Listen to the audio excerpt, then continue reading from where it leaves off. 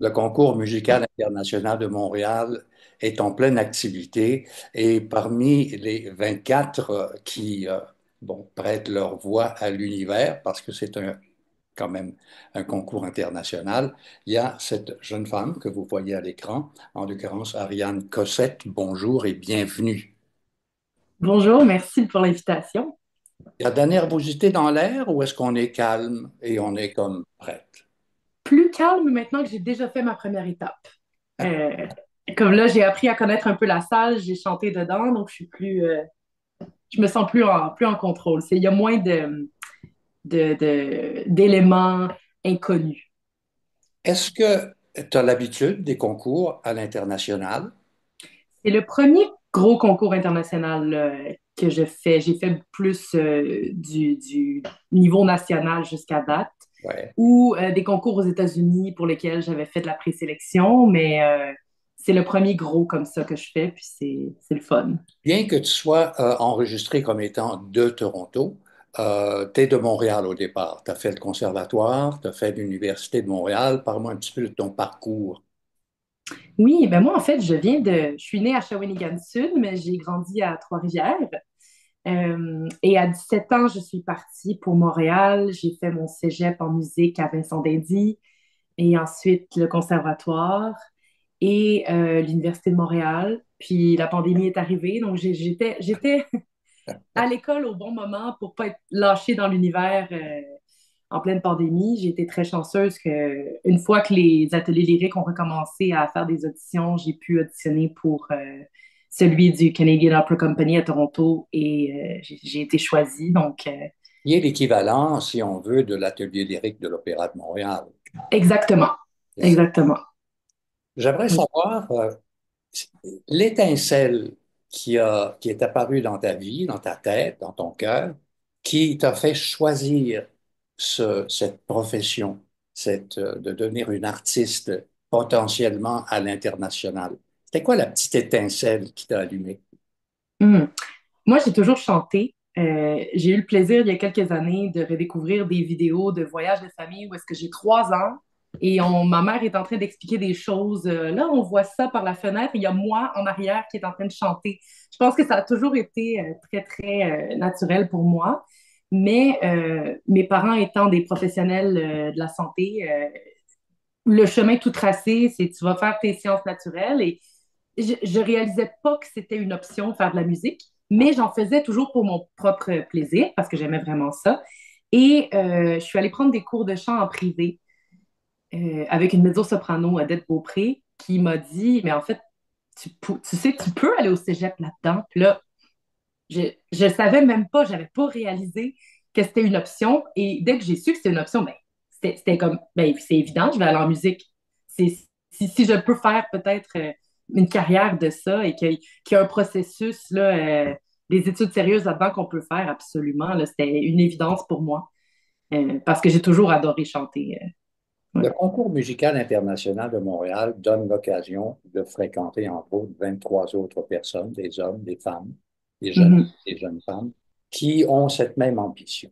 La compétition est forte. Connaissant un petit peu le milieu, c'est pas évident de se débroussailler là-dedans et de finalement se promener en Europe, faire des auditions. Ça coûte des sous et tout ça. Euh, J'aimerais savoir comment tu te sens dans ce contexte, le contexte de cette rencontre internationale. Est-ce que vous en parlez? Est-ce que vous échangez? J'ai eu l'occasion la première journée on a eu un brunch d'accueil, donc de rencontrer plusieurs personnes, de discuter. Tout le monde est tellement gentil. Je pense que on est tous dans le même bateau. On sait tous qu'est-ce que ça implique et malgré le fait qu'on soit là et qu'on a tous des choses dans notre CV ou dans notre futur proche qui sont super intéressants, on reçoit tous aussi à tous les mois des refus pour plein de choses. Donc, je pense qu'on se comprend. Moi, personnellement, j'ai vraiment besoin de ma bulle dans le contexte d'un concours. Donc, je parle aux gens, je suis contente de les rencontrer, mais j'ai besoin de m'isoler un peu quand je sais que là, je vais chanter. Par contre, j'ai super hâte d'aller réécouter tout le monde après. Euh, mais c'est une des choses que j'aime le plus de la carrière. Quand on arrive sur une production et qu'il y a des gens de partout dans le monde et de différents âges aussi. Puis tu peux poser des questions sur la carrière aux gens que ça fait déjà 10 ans, 15 ans qui font ça, puis te donner des conseils. Ouais, je pense que c'est un des aspects que j'aime le plus de Est-ce, l'opéra, les rencontres. est-ce qu'il y a une fierté chez toi de participer à un événement à titre de Canadienne, de quelqu'un de Montréal ou de Shawinigan-Sud? C'est quoi Ah, la fierté là? absolument, absolument. Surtout que moi, je suis allée à Toronto parce que c'est un atelier lyrique qui est absolument excellent aussi.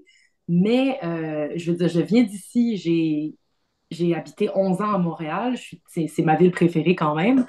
Et, euh, et moi, tout le long de mes études, je suivais le concours, je regardais les gens qui gagnaient. C'est des gens souvent que depuis, je suis en ligne et de loin parce que je trouve ça magnifique de voir les carrières évoluer. Ça nous fait connaître plein de gens qu'on n'aurait pas nécessairement connus autrement. Il y a tellement de chanteurs dans le monde, c'est vraiment une belle vitrine. Et, euh, et voilà, donc ça fait des années que je rêve de ce concours-là. Et c'était la deuxième fois que j'appliquais. Donc, j'ai eu une petite larme là, quand on m'a dit que j'ai été pris, là, c'est sûr. Là, j'étais très, très, très, très heureuse, Défendre les très couleurs, choyée d'avoir été sélectionnée. défendre les couleurs du Québec, du Canada. Il y a un Mhm. masterclass, une classe de maître qui va être donnée par Étienne Dupuis, le baryton, qui, lui, fait Mhm. une carrière internationale impressionnante, accompagné de son épouse, qui est la plus belle voix d'Australie. Elle a été reconnue comme ça. Est-ce que tu vas être présent et à quoi tu vas t'attendre dans une classe de maître comme celle-là? Hmm.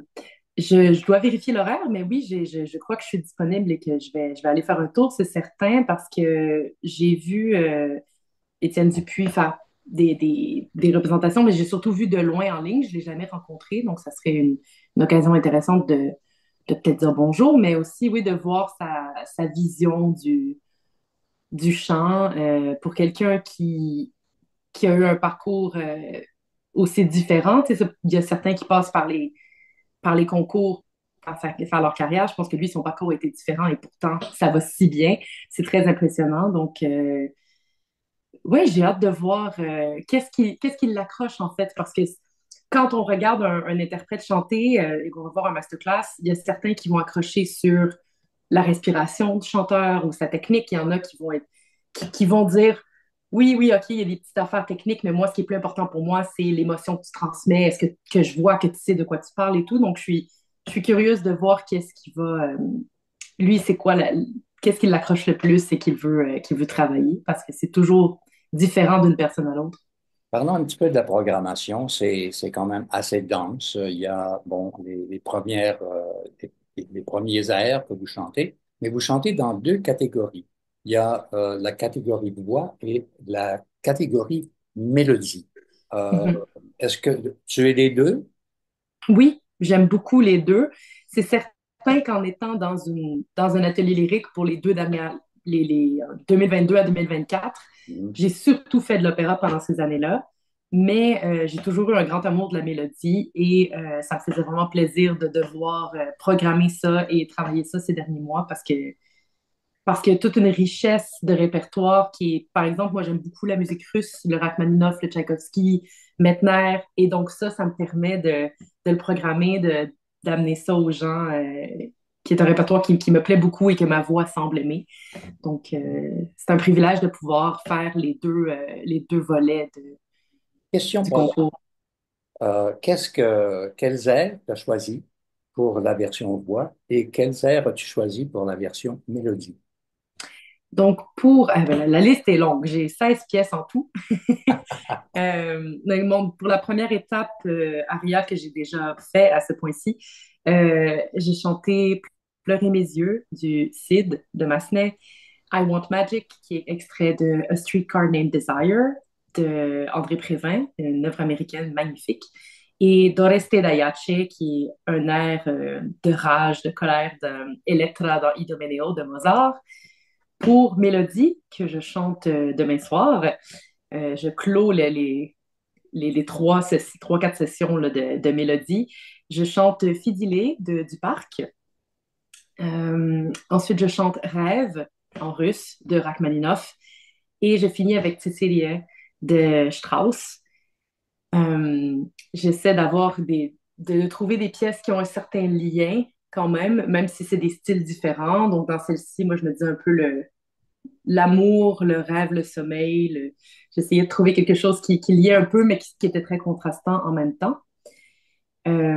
Pour les prochaines étapes, pour la demi-finale, donc les choses que j'ai préparées et que j'espère chanter, euh, avec orchestre, j'ai L'île inconnue, qui est une des chansons de Les Nuits d'été de Berlioz, Hear Ye Israel, qui est un extrait de Elijah de Mendelssohn, qui est un oratorio, et Czardas, qui est une pièce de l'autre Strauss dans Die Fledermaus, ce qu'on appelle un party piece, qui est vraiment joyeux, ça bouge beaucoup, j'ai très hâte.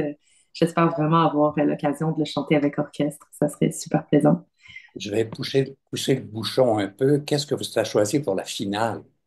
Pour la finale, ouais, ça aussi, on espère se rendre. Moi, un de mes personnages préférés à chanter, c'est Donna Anna dans Don Giovanni de Mozart. Donc, j'ai mis Non mi dire. Euh, Ensuite, j'ai mis Frühling, qui est une chanson de Strauss dans les quatre derniers leaders de Strauss avec orchestre. Et je termine avec, bon, j'ai tellement une longue liste de répertoire, je me dis, avec quoi je finis? C'est une J'ai- question j'ai- j'ai- piège. C'est ça, j'ai un petit blanc, là. Tout s'enchaîne. Bon.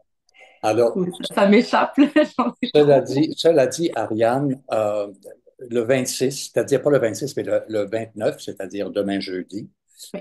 tu vas terminer la deuxième, c'est-à-dire la portion soirée, si on veut. Ouais. Mais la première partie va débuter avec quelqu'un que tu connais, Sophie Naubert. Mhm. Sophie qui est, qu'on a entendu ici, à gauche et à droite au Québec.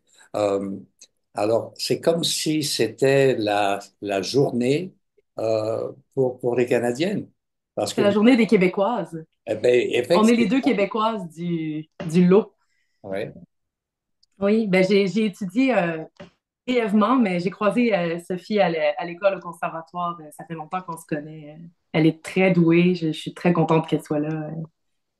Une fois le concours terminé et que tu auras mis tous ces prix, dans ta poche, dans ton sac à main, si tu veux, On a ce que je te souhaite évidemment, comme tout le monde, j'aimerais savoir l'été prochain, qu'est-ce que tu vas faire et aussi des projets un petit peu plus à long terme. Mhm. Ben, pour l'instant, là, ce qui s'en vient tout de suite après le concours, moi, je rentre à Toronto chez moi pour une semaine et ensuite je m'envole en Californie pour 9 semaines. Je, je vais aller faire le programme Marola qui est en collaboration avec le San Francisco Opera.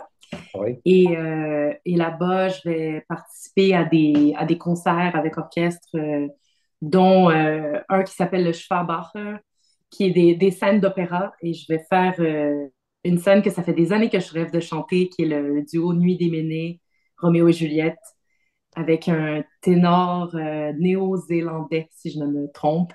Donc, j'ai bien hâte de chanter ça et de rencontrer des gens. D'ailleurs, il y a Ruby qui est participante au concours aussi, qui sera aussi là à Maryland. Donc, ça m'a permis de la rencontrer à l'avance. C'était très plaisant. Et par la suite, c'est un début de carrière. Hein, fait que on est toujours ouvert aux opportunités au concours. Je viens d'apprendre la semaine dernière, je crois que j'ai été sélectionnée pour les jeunes ambassadeurs lyriques. Donc, je vais avoir ça cet automne aussi. Ça, Je c'est vais sûr. revenir au Québec faire probablement le gala et on va voir qu'est-ce qui découle de ça. Donc, je suis ouverte à l'avenir et ouverte à accueillir les opportunités, là. Tout est devant toi. Je rappelle que tu as gagné l'annonce, pour ceux qui ne le sauraient pas, le premier prix du National Capital Opera Competition en 2023 et tu as eu le deuxième prix du Christina et Louis Quilico Award la même année, en 2023. Ta carrière Mhm. est bien lancée. Je te dis toi, toi pour jeudi Je et, prends. et le maximum pour la suite. Merci beaucoup, Ariane Cossette. Ça a été très chouette de te jaser un petit peu. Merci beaucoup, ça fait un plaisir. À bientôt. À bientôt.